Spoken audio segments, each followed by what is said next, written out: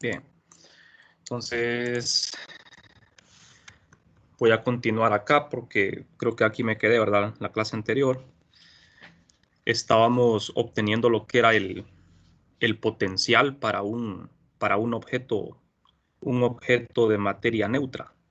Entonces, obtuvimos lo que eran las densidades de carga, ¿verdad? En la clase pasada, la densidad volumétrica de carga y la densidad superficial de carga ligada. Recuerden que este subíndice B es por ligado, ¿verdad? Que es carga que está unida a lo que son los átomos o moléculas.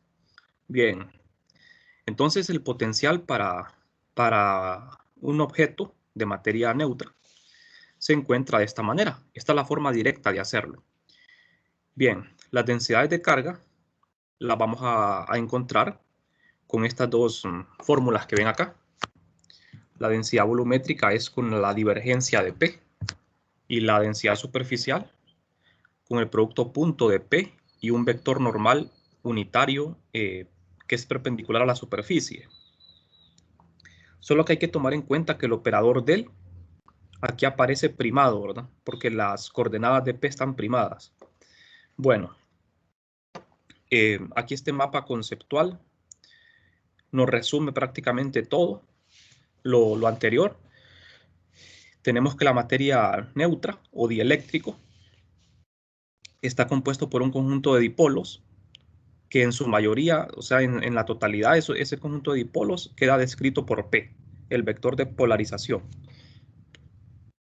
Y esto lleva a la definición de las densidades de carga, ligada y superficial. Bien, entonces ya lo vimos anteriormente, el potencial lo vamos a obtener de esta manera. Después de obtener el potencial, nosotros podemos obtener el campo eléctrico por derivación, ¿verdad? Aplicándole lo que es el gradiente a la función escalar. Bueno, vamos a ver un pequeño ejemplo. Aquí en este ejemplo tenemos un objeto que es eléctricamente neutro, es un dieléctrico, y tenemos una polarización uniforme. Cuando nos dicen que la polarización es uniforme, se refiere a que P es constante y apunta en la dirección de X. Bien, la densidad de carga ligada la vamos a calcular haciendo el gradiente de P. Quiero decir la divergencia, no el gradiente, la divergencia, ¿verdad? Pero como P es constante, entonces la divergencia va a ser cero, ¿verdad? De manera que no tenemos densidad volumétrica de carga. Bien, eso va a ocurrir siempre que P sea constante. La densidad volumétrica va a ser cero. Bueno, la carga ligada neta dentro de cualquier elemento de volumen que contenga dipolos completos va a ser cero, ¿verdad? Aquí pueden ver ustedes que la polarización es un vector que apunta en la dirección de X positivo. Estas flechas que ven en azul están indicando la dirección de P. O sea que todo este pedazo de materia neutro, tiene sus dipolos alineados hacia la derecha, como ven acá. El extremo izquierdo de cada, si ustedes logran ver aquí, ¿verdad? El extremo izquierdo en la flechita tiene carga negativa y el extremo derecho carga positiva. Es un dipolo. Bueno, ahora, si yo quiero obtener la densidad superficial, tengo que calcular el producto punto de P con el vector normal, ¿verdad? Bueno, entonces, aquí para este objeto tenemos varias superficies. La superficie horizontal, como ustedes ven, el vector normal es n unitario y en la superficie de abajo sería menos n. Pero como P apunta en X y n en este caso apuntaría en Y, ¿verdad? Entonces X.Y sería 0. De manera que en los lados horizontales no tenemos carga superficial. ¿Qué pasa con las superficies verticales? En la superficie vertical izquierda, la densidad superficial sería menos P. Porque como ustedes ven, aquí tenemos el vector n unitario externo al volumen, es menos X. y en la otra superficie de la derecha es X positivo. De manera que en los lados verticales sí tenemos densidad superficial. Eso lo pueden ver aquí, ¿verdad? Aquí se ve en la figura, se ve claramente que en el extremo izquierdo tengo carga negativa en la superficie y en el extremo derecho tengo carga positiva. Bien. Con este ejemplo solo queríamos obtener las densidades de carga, ¿verdad? Eso era todo. Bueno.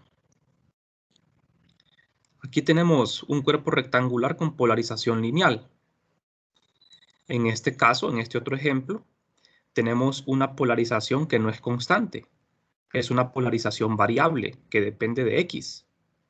De manera que cuando yo calculo la densidad volumétrica, esto no me va a dar 0. Tampoco la densidad superficial.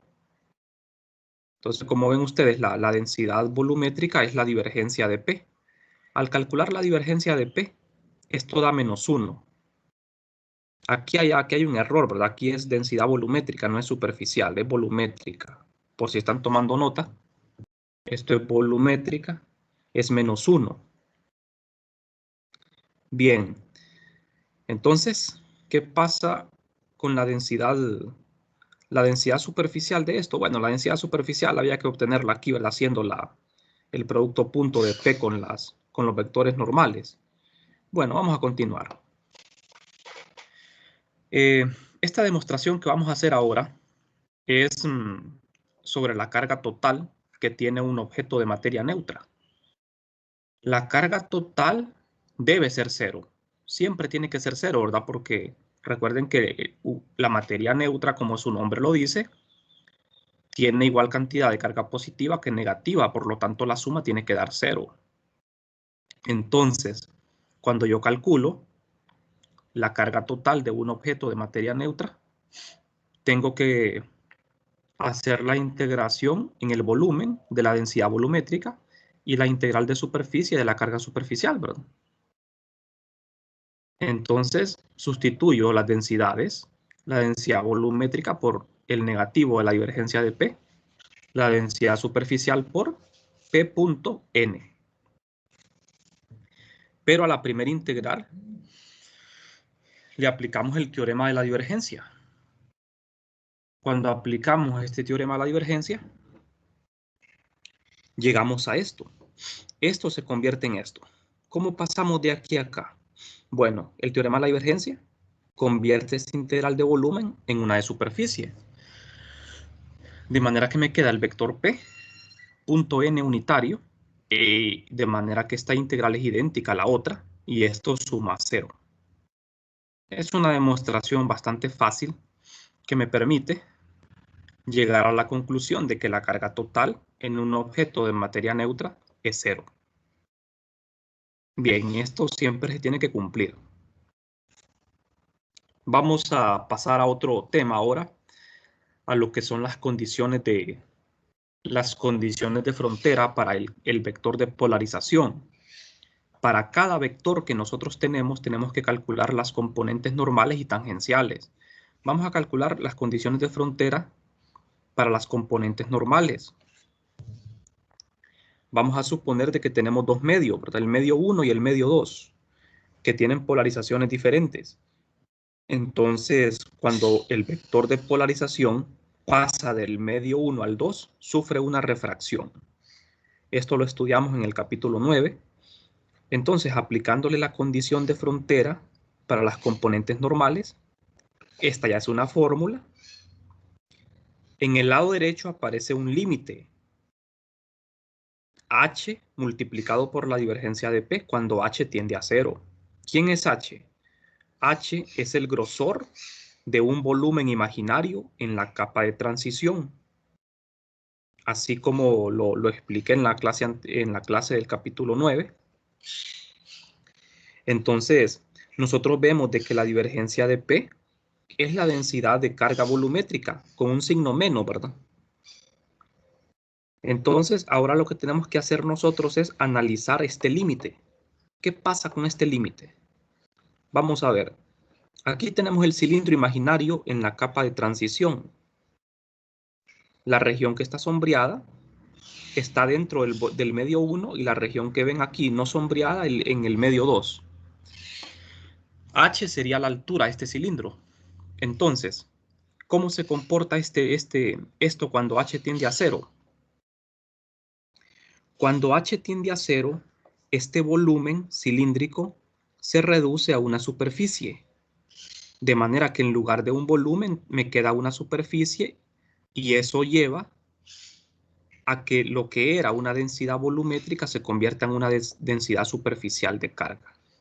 Entonces esta densidad volumétrica se convierte en una densidad superficial de carga cuando H tiende a 0.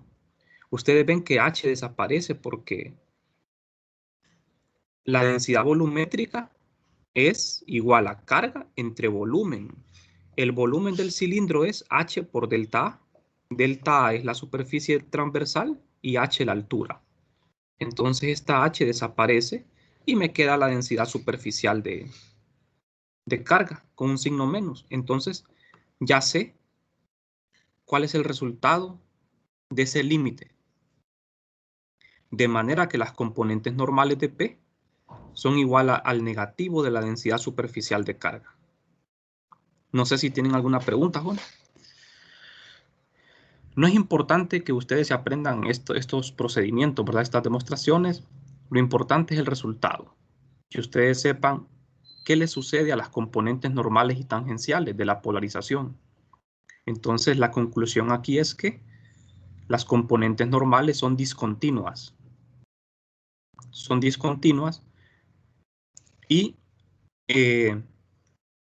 podemos ver, según la relación esta, que dependiendo del signo de la densidad superficial, así va a ser la diferencia entre P2 y P1. Por lo tanto, por ejemplo, si la diferencia de las dos polarizaciones es positiva, significa que la densidad superficial es negativa, porque menos por menos tiene que dar más para que esto quede positivo. Entonces, el signo de la densidad superficial va a controlar la diferencia entre las dos polarizaciones. Bueno, un pequeño ejemplo de esto. Otra vez, ¿verdad? Si tenemos dos medios con polarizaciones diferentes, por ejemplo, el medio 1 tiene una polarización igual a 5 en la dirección de Z y el medio 2, 6 en la dirección de Z. Son polarizaciones constantes. Entonces, ¿qué sucede aquí? Vamos a ver. Las componentes normales del vector polarización serían P sub 2 menos P sub 1. Al hacer la resta, sería 6 menos 5. Eso queda 1. De manera que la densidad superficial de carga es phi igual a menos 1. Este signo menos aparece porque en la fórmula hay un signo menos en la densidad. De manera que la densidad superficial es menos 1. Bastante sencillo, ¿verdad? Bueno. Bien, vamos a pasar a otro tema. Bueno, solo aclarando algo, ustedes dirán, ¿qué pasó con las componentes tangenciales? Aquí solo encontramos las componentes normales de P. ¿Qué pasó con las tangenciales? ¿Por qué no las hemos encontrado? ¿Qué es lo que necesito para calcular las componentes tangenciales de P?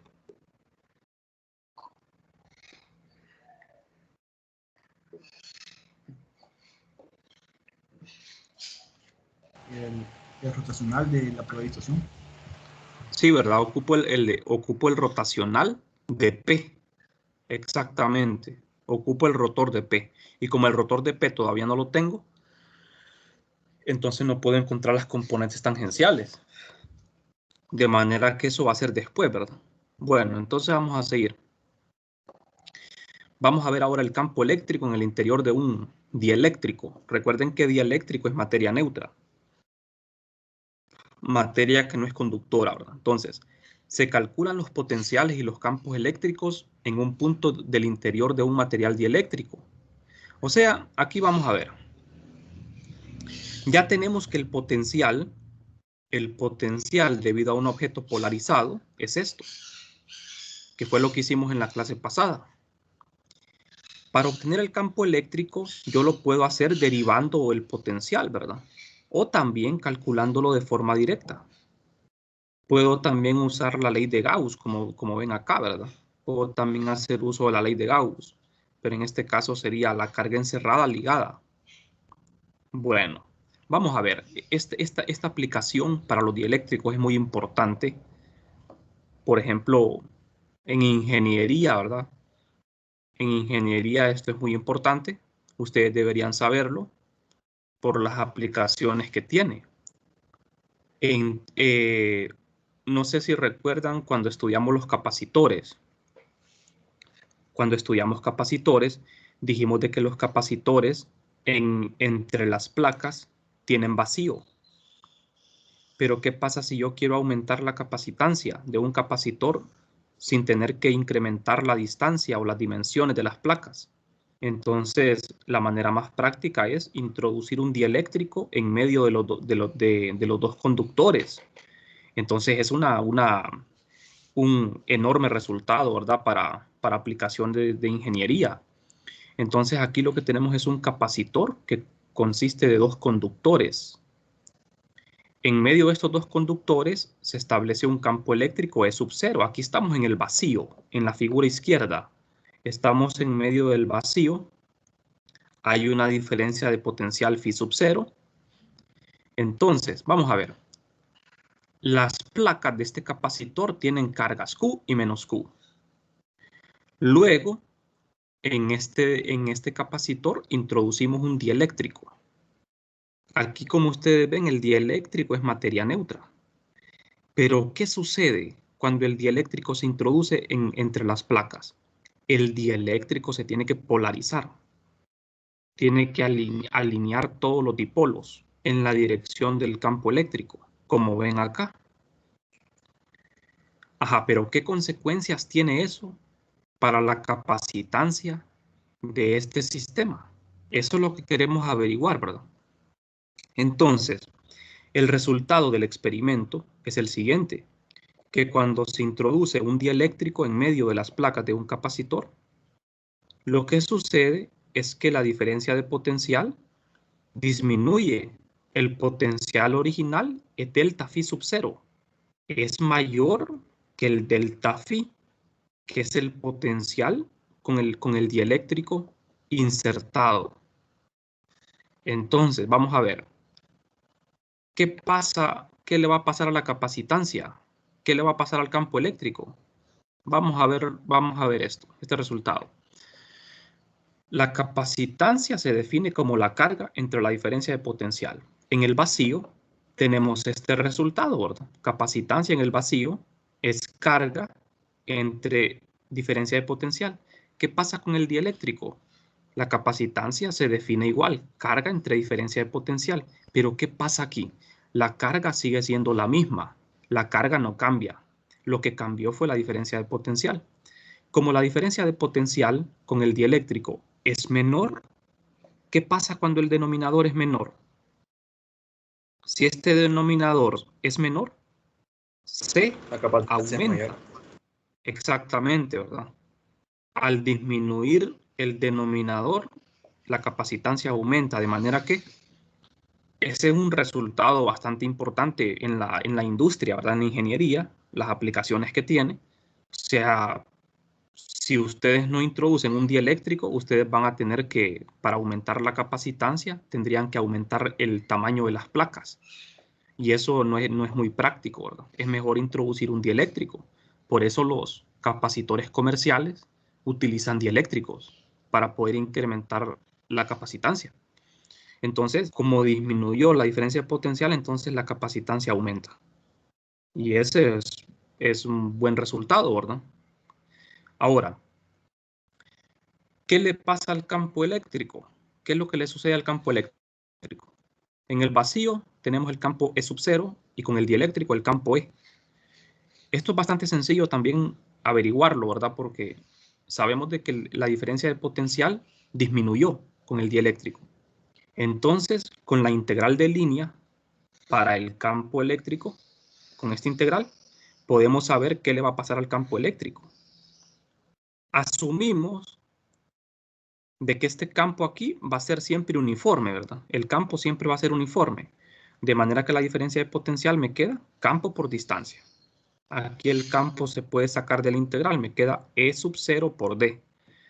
Y con el dieléctrico, el mismo resultado. Integramos de la placa positiva a la negativa y lo que me queda es E por D. La distancia entre las placas es la misma. Bueno, entonces, ¿qué le sucedió al campo eléctrico? ¿Aumenta o disminuye? Vamos a ver. Como la diferencia de potencial original es mayor que la diferencia de potencial con dieléctrico, entonces aquí se puede ver claro, ¿verdad? Que como la distancia D es la misma, al despejar para el campo es directamente proporcional a la diferencia de potencial. De manera que el campo más grande es el campo con la diferencia de potencial más grande. O sea, que en el vacío tenemos el campo eléctrico más grande. E sub 0 mayor que E. Pero lo interesante aquí es preguntarse por qué el campo eléctrico disminuye cuando hay un dieléctrico. ¿Por qué disminuye el campo eléctrico cuando está el dieléctrico aquí? Es una respuesta que la podemos responder, ¿verdad? Sin hacer tantos cálculos. Solo con ver aquí esta figura podríamos responder a esa pregunta. ¿Qué opinan ustedes sobre esto? ¿Cuál es su criterio? O sea, ¿por qué el campo disminuye? Porque ya no estamos con el vacío puro, sino que tenemos un material en él más. Entonces la permitividad cambiaría. Sí, ¿verdad? Exactamente. La permitividad cambia. También otra manera, ¿verdad?, de verlo es que cuando ese dieléctrico está polarizado, este dieléctrico produce un campo en dirección contraria al campo eléctrico de las placas. Este campo que ustedes ven aquí en azul es el campo eléctrico entre las placas, ¿verdad? Pero el dieléctrico también produce un campo eléctrico. Bueno, recuerden, ¿verdad?, de que un objeto polarizado produce un campo eléctrico. ¿Qué fue lo que hicimos en los ejemplos acá? Para aclarar esa idea. Fíjense aquí, por ejemplo, en este objeto. Este es un dieléctrico. Cuando hay polarización, va a haber también un campo eléctrico, ¿verdad? Y va a haber una diferencia potencial. Esta polarización me estaría indicando también la misma dirección del campo eléctrico. O sea que este material dieléctrico que ustedes ven aquí está polarizado. Dentro de este material hay un campo eléctrico que apunta en la misma dirección de P. Fíjense bien, el extremo izquierdo es negativo, el extremo derecho es positivo. Es como que tuviese aquí una sola carga negativa y una carga positiva, ¿verdad? De manera que el campo eléctrico, ¿en qué dirección iría? Iría al revés de la polarización, ¿verdad? El campo eléctrico iría en X negativo, porque el campo siempre apunta del polo positivo al polo negativo. Entonces, fíjense bien acá en el dieléctrico. En el ejemplo, el campo que produce este dieléctrico va en dirección contraria a la polarización y en dirección contraria al campo original, ¿verdad? Al campo del capacitor. O sea que el campo iría apuntando en X negativo. Y eso es lo que hace que el campo original disminuya. Aquí ya lo vamos a mostrar acá en un ejemplo. O sea, aquí en la figura lo pueden ver. Tenemos la diferencia potencial, tenemos el campo original, E sub 0. Luego está este campo, que es ya con el dieléctrico, y está el campo en rojo. Este campo en rojo, E sub B, me está indicando que es un campo debido a la carga ligada. Y este campo va al revés. ¿Por qué va al revés? Porque el dieléctrico tiene carga positiva en esta superficie por la polarización y carga negativa acá. Por lo tanto, el campo tiene que ir de lo positivo al polo negativo. Y eso, entonces ustedes ven que cuando yo quiero obtener el campo neto, tengo que restar E sub 0, el campo original, menos E sub B. Esta resta produce este campo E que estoy señalando, que es menor que E sub 0. Ahora sí creo que lo ven más claro, ¿verdad? Entonces recuerden bien ese resultado.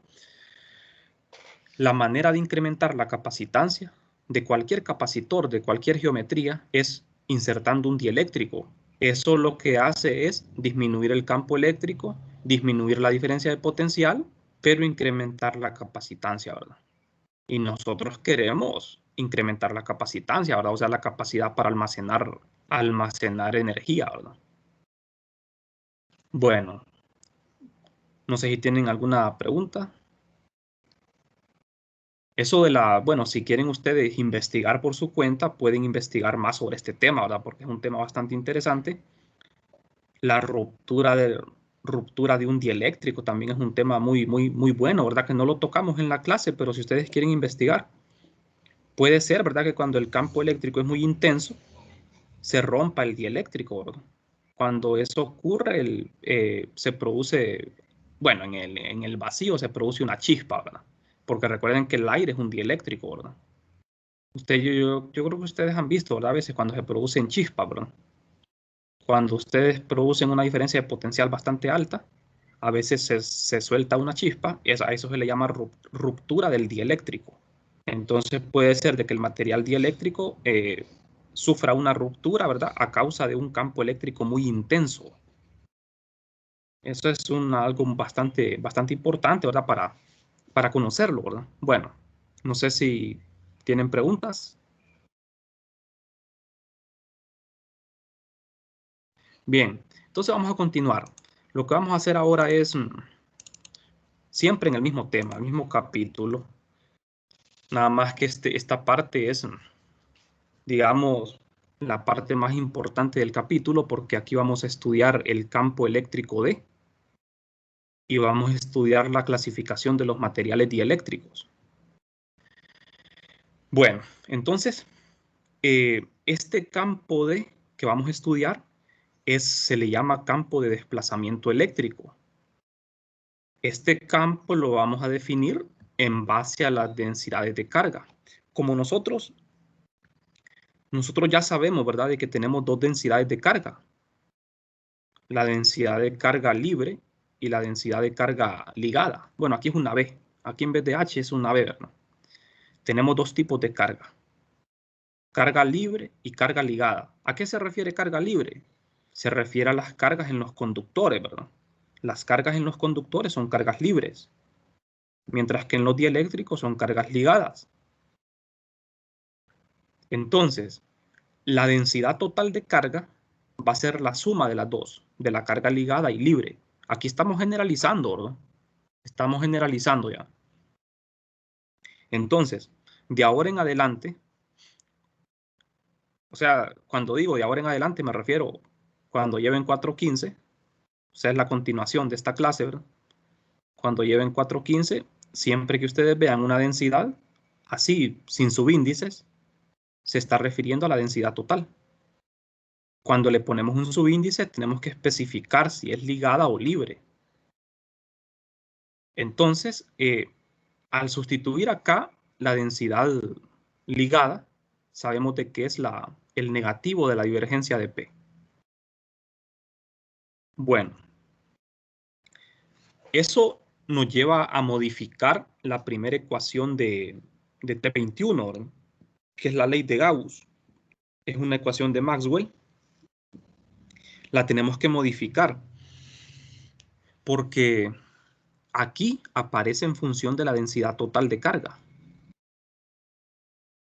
De manera que tenemos que sustituir la densidad total por esto. La densidad libre más la densidad ligada. Estamos usando volumen, densidad volumétrica, porque estamos generalizándolo, ¿verdad? Es lo más general. De manera que en esta ecuación de Maxwell, en la ley de Gauss, despejamos para la densidad.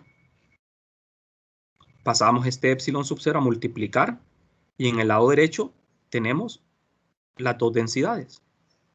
Entonces, fíjense bien. Aquí en ambos lados de esta ecuación tengo una divergencia. En el lado izquierdo está la divergencia de E y en el lado derecho la divergencia de P. De manera que voy a agrupar en un solo lado todo lo que tiene divergencia. Y aquí podemos factorizar el operador del, ¿verdad? Y en el lado izquierdo tengo la densidad libre. De manera que el operador del lo podemos factorizar. Punto, esto que está aquí dentro. Epsilon por el campo eléctrico más la polarización. Entonces, para escribir esta ecuación de una manera mucho más práctica, vamos a llamarle a lo que está entre paréntesis el campo D, el campo de desplazamiento, que es este D mayúscula.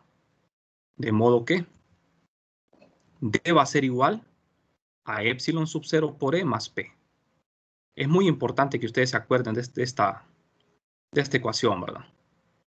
A pesar de que nosotros este capítulo lo vamos a evaluar en teoría, esto les va a servir en 415. Esta es una ecuación muy importante porque las ecuaciones de Maxwell, cuando vean 415, las van a escribir en función del campo D. Entonces, la ley de Gauss ahora se convierte en esto. La divergencia de D es igual a ρ sub F, donde F significa libre, ¿verdad? Por la inicial en inglés, ¿verdad? Es la divergencia de D igual a la densidad de carga libre. ¿Cuál es la importancia de definir el vector D? Pues la importancia que tiene es que solo depende de la densidad de carga libre. O sea que si la densidad de carga libre es 0, la divergencia de esto es 0. Bastante simple, ¿verdad? Es mucho más simple esta ecuación que la anterior. Bien, pues el nombre de esta ecuación sigue siendo la ley de Gauss. Es la ley de Gauss. Bueno, ¿qué es el desplazamiento eléctrico? Recuerden, D se llama vector de desplazamiento eléctrico.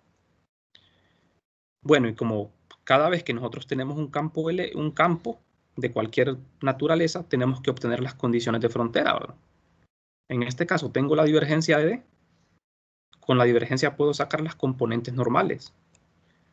Aplicando de un solo la fórmula, vemos de que al hacer el límite de una vez, las componentes normales de D van a ser discontinuas.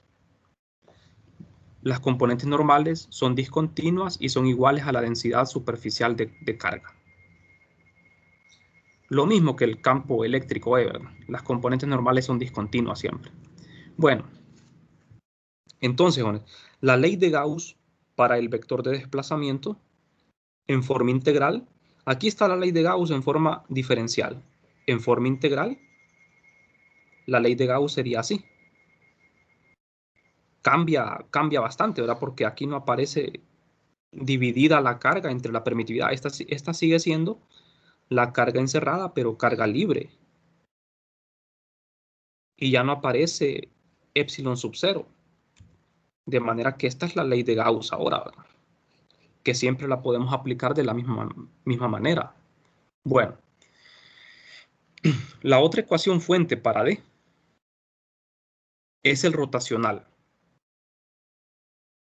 O sea, así como para el campo eléctrico yo obtuve la divergencia y el rotor, para el campo D tengo que sacar la divergencia, que aquí está, y el rotor.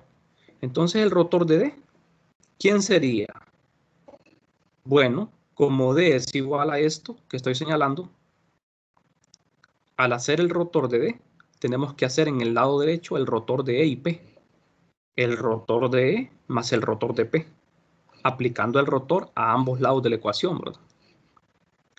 Pero en el primer término acá es 0 porque el rotor de E es 0. Recuerden que el rotacional del campo eléctrico es 0, ¿verdad? De modo que tenemos que el rotor de D es igual al rotor de P. Esta ecuación diferencial, ¿verdad? No parece que nos aclara mucho las cosas, ¿verdad? O sea, el rotor de P es el rotor de D. Con esto podemos obtener las componentes tangenciales tanto de D como de P.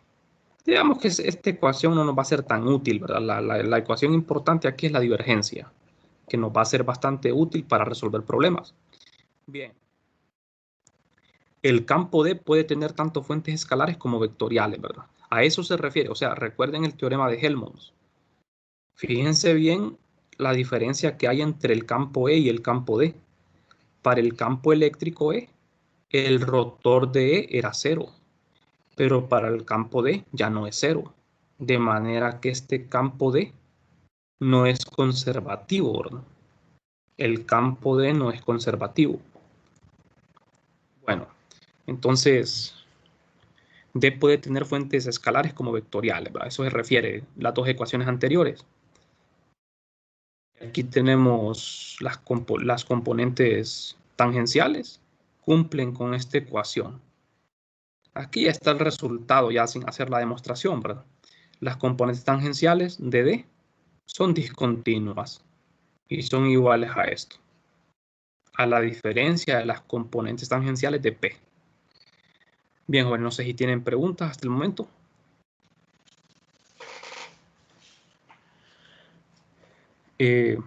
Bueno, lo que sigue ahora es la clasificación de los materiales dieléctricos. Recuerden que este capítulo es bastante extenso, ¿verdad? La teoría es enorme, ¿verdad? Entonces, va a ser evaluado en una prueba conceptual y hay que poner mucho cuidado, ¿verdad? En cada concepto. Para clasificar los dieléctricos, lo que vamos a hacer nosotros es establecer una relación entre el campo P y E. Acuérdense que cuando ustedes tienen un pedazo de materia neutra, los dipolos están orientados al azar, ¿verdad? No sé si recuerdan la clase pasada.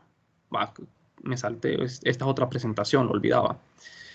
Bueno, en la clase de hoy solo voy a introducir esto. Me voy a quedar por acá porque esto que sigue es bastante largo. Entonces, fíjense bien.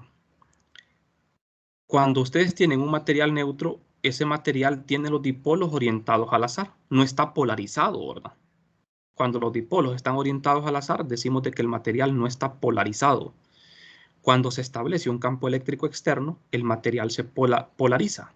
Ahora, ¿cómo depende la polarización del campo eléctrico externo? Entonces tiene que haber una función que describe a P en términos de E. Así como una función f de x, ¿verdad? Entonces P tiene que depender de E. Lógicamente, P depende de E. Entonces, ahora lo que viene es cómo se comporta ese material en presencia de un campo eléctrico. ¿Cómo se comporta? Entonces aquí es donde nosotros tenemos que clasificar a los materiales dieléctricos. Y es donde va a aparecer, ¿verdad? Lo que es los dieléctricos CHL. Y va a aparecer también la permitividad. La permitividad en un medio material, que es muy importante para saber el comportamiento de estos materiales. Bueno, esta parte también es muy importante por las aplicaciones que tiene, ¿verdad? Bueno, entonces me parece que suficiente teoría por hoy, ¿verdad? Vamos a continuar mañana. Vamos a terminar con esta parte. El capítulo 10 no lo vamos a estudiar todo. Vamos a estudiar hasta esta parte, la clasificación de los dieléctricos. Bien, entonces no sé si tienen preguntas o comentarios. Podría darle la diapositiva de atrás donde daba la D puede tener fuentes escalares como vectorial. Perdón, no lo escucho bien. ¿Regresar a qué parte es?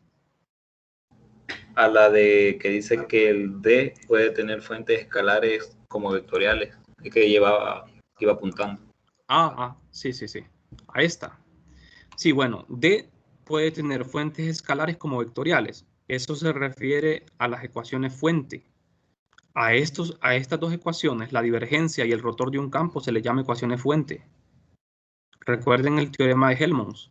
El teorema de Helmholtz me dice que para cualquier campo vectorial tienen que haber dos ecuaciones fuente, la divergencia y el rotor. La divergencia me indica si el campo tiene fuentes escalares y el rotor me indica si el campo tiene fuentes vectoriales. Si la divergencia es 0, significa que no existen fuentes escalares. Si el rotor es 0, no existen fuentes vectoriales. Pero un campo tiene que tener fuente. Es imposible que un campo tenga ambas ecuaciones igual a 0, porque tiene que tener fuentes. Por ejemplo, ¿cuáles son las fuentes del campo eléctrico? Son las cargas, ¿verdad? Las cargas son las fuentes escalares, porque las cargas son escalares. Nada más que aquí la carga aparece representada con la densidad. Decir densidad es lo mismo que carga, ahora porque es carga, al final de cuentas. Entonces usted ve que el campo D tiene fuentes escalares, que son cargas, y tiene fuentes vectoriales, que es la polarización. O sea que el campo D puede ser producido por densidad, por carga, y también por el vector polarización.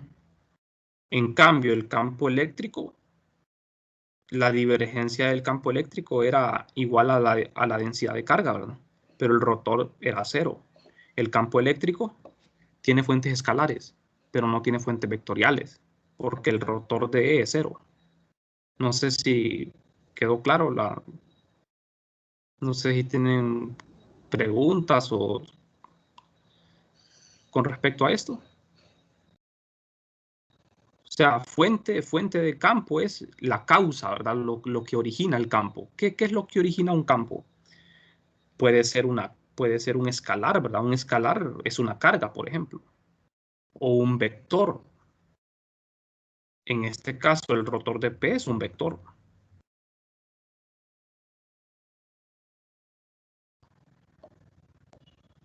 Bueno, no sé si tienen otra pregunta o comentario. Ingeniero, ¿para cuándo queda la prueba teórica de este capítulo? La prueba teórica es creo que las dos pruebas son seguidas, si no me equivoco. Ya les voy a mostrar aquí la programación. Vamos a ver. Vamos a ver, aquí tengo la programación. La prueba, vamos a ver, la prueba conceptual, la cuarta prueba conceptual es el 28, es miércoles 28, la otra semana. Y la prueba práctica